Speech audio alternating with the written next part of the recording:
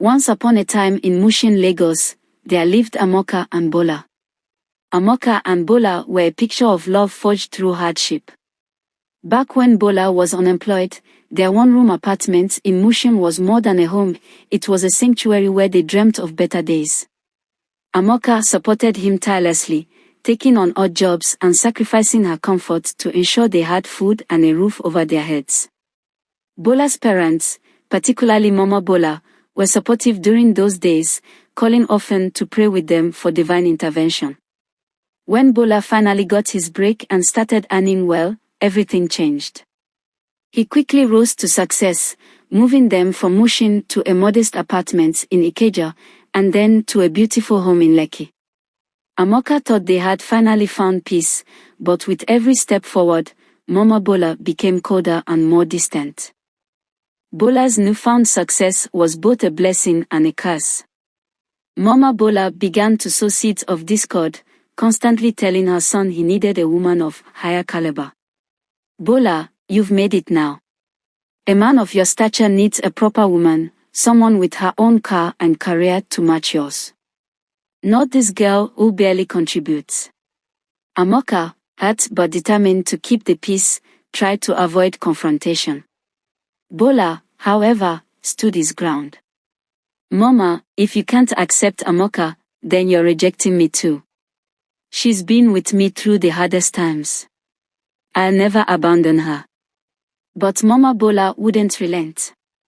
If she loved you so much, she should buy her own car. Or does she think you'll carry her around forever? The tension came to a head when Bola decided to take Amaka to his village near Abeokuta to visit his parents. Bola had recently completed building a 4-bedroom house for his family and had furnished it with care. The trip was meant to be a celebration of family, but for Mama Bola, it was an opportunity to humiliate Amaka. From the moment they arrived, Mama Bola set out to make Amaka's life miserable. She dismissed the maid and caretaker Bola had hired, claiming Amaka should learn how to walk. In Lagos, she does nothing but eat my son's money. Here, she'll earn her keep. She handed Amaka a long list of chores: wake up at 4:30 a.m. to fetch water, clean the compound, and prepare meals for the family. Bola was livid. Mother, Amaka is not a maid. The staff will do their job, and Amaka will rest like the rest of us. If you can't respect her, then we're leaving. One morning, while Bola and his father went to the hardware store, Mama Bola saw her chance. She cornered Amaka in the kitchen, spewing insults. You think you've won, don't you? That you can take my son away from me? You're nothing but a gold digger. Amaka tried to walk away, but Mama Bola grabbed her. The confrontation turned physical, with Mama Bola pushing and slapping her.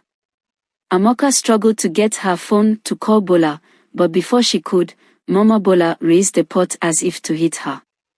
At that moment, Bola and his father walked in. Bola rushed to shield Amaka, while his father stood frozen in shock.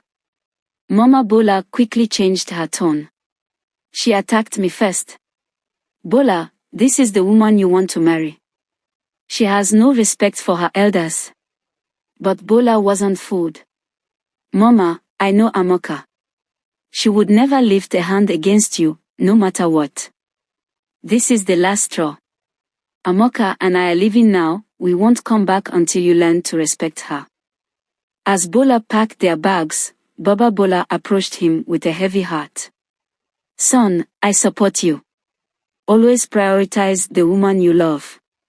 Your mother may curse you, but a father's blessing will always be stronger.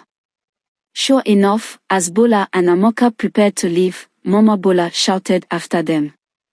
If you live with her, I will curse you. You're turning your back on your family for this girl. Bola didn't flinch.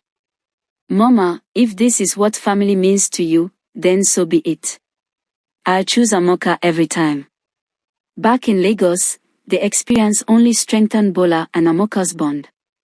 They faced judgments from extended family and whispers in the community, but they stood firm together. Bola's unwavering defense of Amaka became a beacon of hope for her. Years later, When they welcomed their first child, Bola's father visited them in Lagos to bless the baby. Even Mama Bola, softened by age and regret, eventually apologized. While the scars of those trials never fully faded, Bola and Amaka proved that true love could withstand even the fiercest storms. Please share, subscribe and turn on the notification bell for more stories. Thank you.